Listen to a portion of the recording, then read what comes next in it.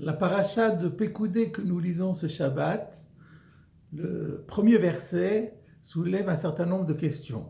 Et les Pekoudé à Mishkan, voici les contes du tabernacle du témoignage qui a été effectué sur l'ordre de Moshe. Pourquoi faut-il préciser que les contes ont été effectués sur l'ordre de Moshe? Pourquoi répéter deux fois le mot tabernacle? Pourquoi la seconde fois affubler le tabernacle du mot témoignage, tabernacle du témoignage? Voici les questions classiques que soulève ce verset. Nous savons que les versets de la Torah supportent quatre modalités différentes d'interprétation. Il y a le sens simple, il y a le sens allusif, il y a l'interprétation du Midrash, et il y a l'interprétation de la Kabbalah, le sens mystique. Je voudrais aujourd'hui vous présenter un exemple d'interprétation allusive. C'est une explication qui nous est proposée par ce grand maître de la pensée chassidique qui est le Sfat Emet.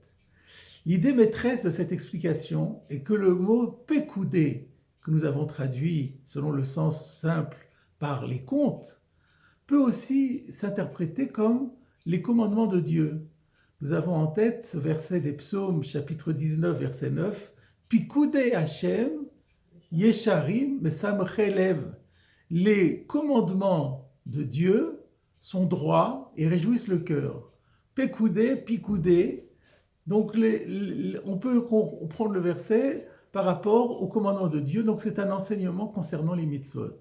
Et dans cette perspective, alors le verset va vouloir dire la chose suivante. Et les pekoudés, ce sont les mitzvot, à Mishkan.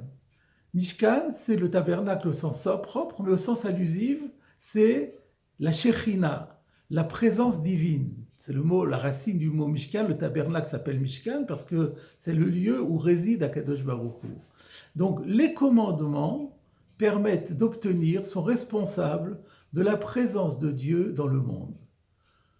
Pour quelle raison? De quelle façon? Par quel mécanisme? Mishkan Haedut. Parce que cette Shechina, cette présence de Dieu, s'explique par le témoignage offert par l'accomplissement des mitzvot. Quand on accomplit une mitzvah, eh bien, on démontre qu'on accepte sur soi l'autorité de Dieu, ce qu'on appelle le Ol Malchut Shamayim, le joug de la royauté divine. Et par ce témoignage, on obtient la présence de Dieu. Mais par quel mécanisme? Pourquoi le fait de manifester notre soumission permet-il la présence de Dieu dans le monde? Eh bien, pour cela, le Sfat Emet va citer un enseignement fameux du Zohar HaKadosh et du Midrash Rabbah au tout début du Bereshit. Il y a cet enseignement qui dit que Kutsha Borichu Istakel Boraita ou Bara Alma, le Saint béni soit-il, a regardé la Torah et il a créé le monde. Alors, il faut aussi expliquer pourquoi, à quoi consiste, en quoi le regard de la Torah a-t-il permis de créer le monde. Et le Sfat Emet nous dit qu'en fait, cet enseignement vient répondre à un mystère, qui est le mystère de la création, qui est que comment comprendre qu'un monde complètement matériel a été créé par Dieu, qui est pur esprit et qui est complètement transcendant à l'univers. Et la réponse est par un intermédiaire. Et cet intermédiaire, c'est la Torah. Comment cela? Eh bien, tout ce qui va être créé dans le monde est soumis et placé sous la juridiction de la Torah. Tout acte, toute chose, tout élément du monde qui est en conformité avec la Torah mérite d'exister.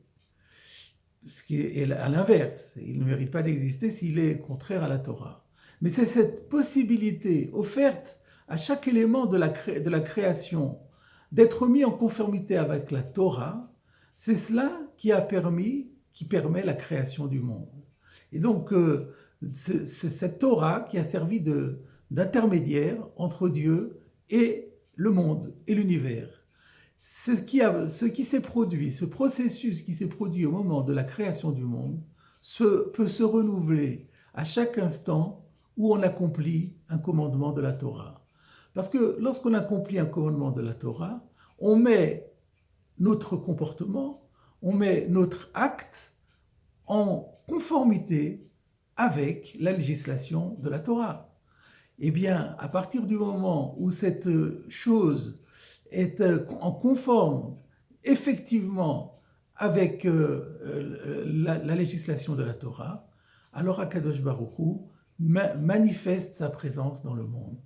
Et de la même façon qu'initialement, il avait créé le monde, il avait créé une connexion avec le monde de matérialité. Là aussi, il va créer une connexion avec le monde de matérialité en se manifestant dans le monde. Et comment cette présence de Dieu se manifeste-t-il? Eh bien, c'est ce qu'on appelle la Hashgacha, c'est la providence. Et on va sentir que Dieu nous assiste dans toute notre vie. Et ainsi, nous dit le Sfat Emet, en réalité, il conclut son commentaire par ces mots-là. Vehavenze fait beaucoup d'efforts pour bien comprendre cela, parce que Zeklal Gadol Batorah, parce que c'est un très grand principe dans la Torah. Effectivement, si on y réfléchit bien, ce commentaire du premier verset de Pekoudé nous résume à la fois toute notre mission et la récompense qui y est attachée. Notre mission consiste effectivement à manifester notre soumission à Dieu, à mettre tous nos comportements, nos actes en conformité avec Akadosh Baruch Hu.